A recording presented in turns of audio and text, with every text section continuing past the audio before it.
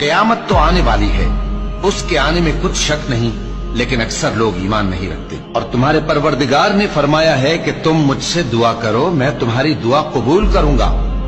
جو لوگ میری عبادت سے ازراہ تکبر کتراتے ہیں ان قریب جہنم میں ذلیل ہو کر داخل ہوں گے۔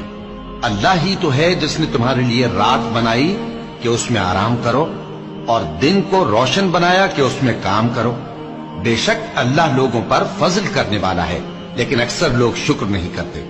یہی اللہ تمہارا پروردگار ہے جو ہر چیز کا پیدا کرنے والا ہے، اس کے سوا کوئی معبود نہیں، پھر تم کہاں سے بھٹکائے جاتے ہو؟ اسی طرح وہ لوگ بھٹکائے جاتے تھے جو اللہ کی آیتوں سے انکار کرتے تھے۔